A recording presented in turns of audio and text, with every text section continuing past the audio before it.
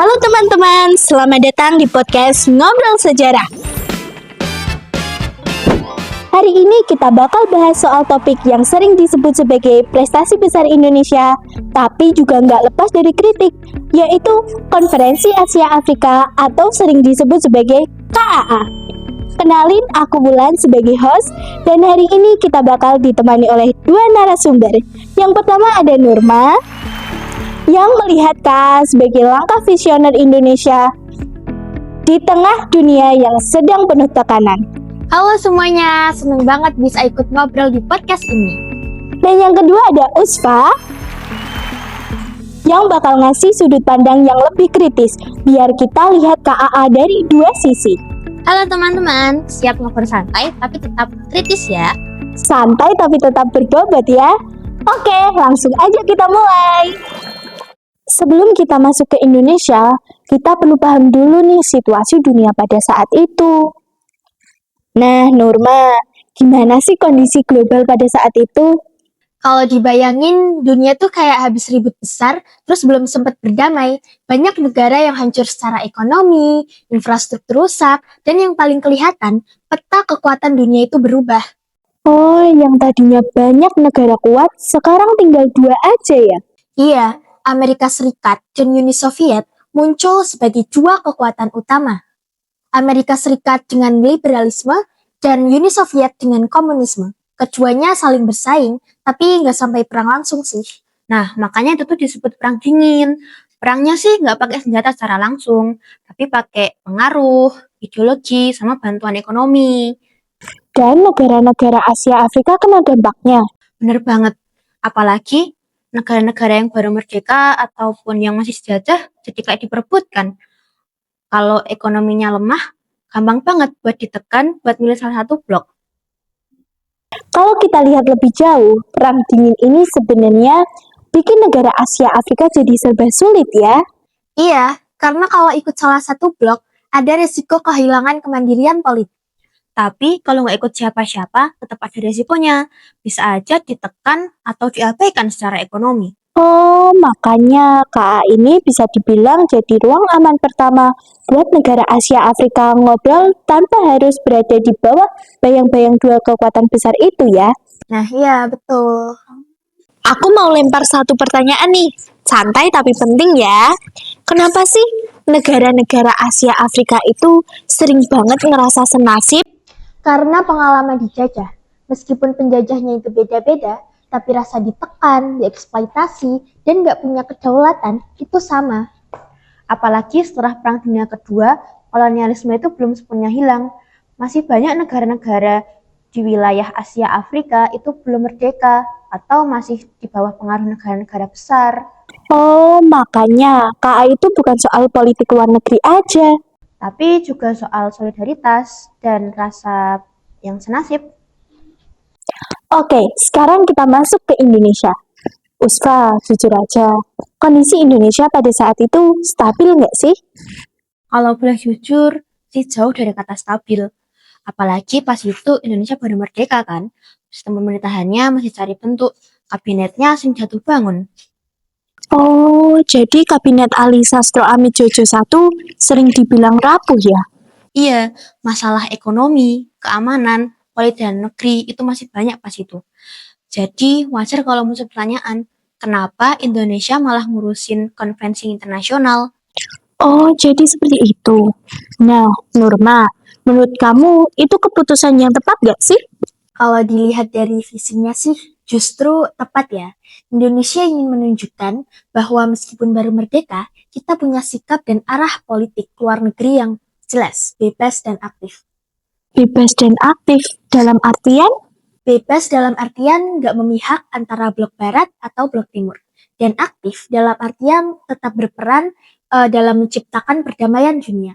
Kalau dipikir-pikir, ngadain KAA juga keputusannya beresiko ya buat Indonesia. Bener banget, kalau gagal, reputasi Indonesia bisa hancur di mata dunia. Tapi justru di situ kelihatan keberanian Indonesia. Indonesia nggak cuma mikir aman atau enggaknya, tapi dampak jangka panjangnya juga. Dan ternyata resiko itu diambil dengan perhitungan yang matang. Kalau kita mundur sedikit ke belakang, KA itu bukan muncul dari satu ide besar yang tiba-tiba muncul begitu saja. Prosesnya panjang, dan proses itulah yang sering diabaikan orang. Iya, banyak yang tahunya langsung Bandung 1955. Padahal sebelum itu ada diplomasi yang cukup sulit. Dimulai dari konferensi Kolombo ya? Iya, awalnya itu cuma pertemuan informal antara 5 pemimpin di Asia. Gak ada sih rencana mau bikin acara yang besar. Tapi obatnya serius banget. Karena yang dibahas itu kegelisahan minat. Negara-negara Asia waktu itu kan sama-sama takut bahwa wilayahnya bakalan jadi arena perebutan ngaruh blok barat dan blok timur. Jadi suasananya bukan ngobrol santai dong. Santai secara forum, tapi berat secara isi. Mereka sadar kalau mereka nggak saling kerjasama, posisi mereka bakal lemah satu persatu.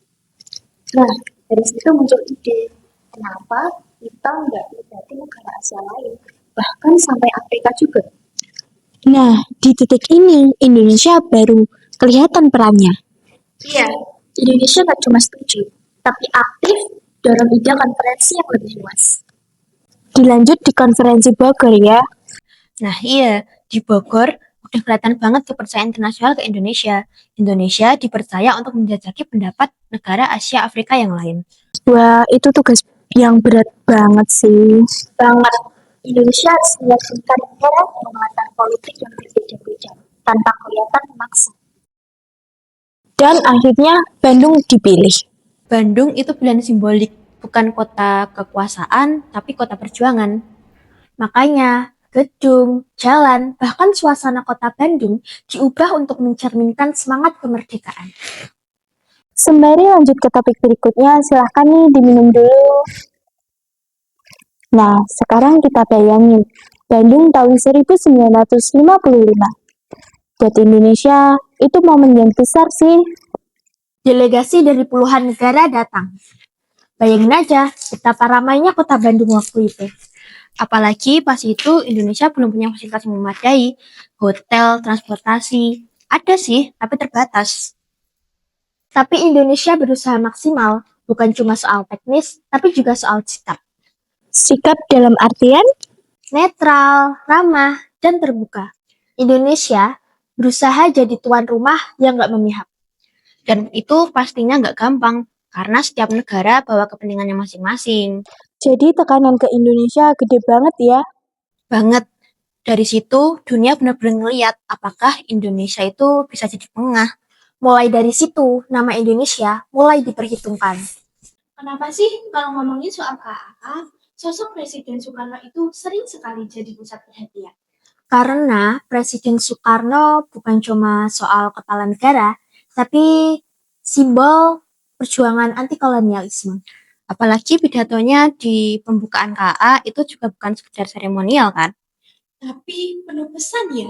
Iya, dia bicara tentang penderitaan bangsa-bangsa Asia Afrika, soal harga diri dan persamaan. Beliau pengen negara-negara itu sadar bahwa mereka nggak sendirian, dan itu ngaruh ke suasana konferensi. Tanggal 18 April 1955, Konferensi Asia Afrika dibuka oleh Presiden Soekarno. Sebanyak 29 negara Asia Afrika hadir. Dan dari pertemuan itulah lahir Dasila Bandung ya. Iya, Dasila Bandung bukan perjanjian hukum, tapi juga prinsip moral bersama. Prinsip moral yang isinya saling menghormati, gak ikut campur, dan menyelesaikan konflik secara damai. Setelah KAA selesai, ternyata dampaknya panjang ya. Iya, KAA jadi titik temu negara-negara yang gak mau ikut arus perang dingin. Nah, dari situ muncul gerakan non-blok. Indonesia jadi salah satu pelopornya. Dan itu bikin Indonesia punya peran moral di dunia internasional. Tapi itu juga bikin Indonesia harus konsisten dengan sikap bebas aktifnya. Jadi bukan cuma untung, tapi juga tanggung jawab. Kalau kita tarik ke masa sekarang, pertanyaannya, masih relevan nggak sih KA itu buat generasi kita? Menurut aku masih relevan banget. Cuma bentuk tantangannya yang berubah. Kalau dulu, jajan itu pakai senjata. Tapi kalau sekarang, pakai ekonomi, politik, dan juga budaya. Oh, jadi tekanannya lebih halus ya? Iya, kadang kita nggak sadar kalau kita tuh lagi ditekan. Nah, disinilah nilai KAA itu penting, soal punya sikap dan punya pendirian. Bebas dan aktif versi sekarang ya? Iya, bebas mikir, tapi tetap terbuka untuk bersama. Dan itu bukan cuma tugas pemerintah, itu juga tugas generasi mudanya. Berarti KA itu bukan cuma cerita masa lalu, tapi warisan nilai. Nah, itu dia obrolan kita hari ini tentang pelaksanaan Konferensi Asia Afrika di tengah pemilu nasional. Semoga obrolan kita hari ini menjadikan sejarah terasa lebih hidup lagi. Terima kasih buat teman-teman yang mau dengerin, semoga bisa ambil nilai baiknya ya. Terima kasih semuanya, jangan takut untuk kritis, dan tapi juga jangan lupa untuk belajar dari sejarah. Aku Bulan bersama Nurma dan Isfa pamit undur diri. Sampai ketemu di episode berikutnya.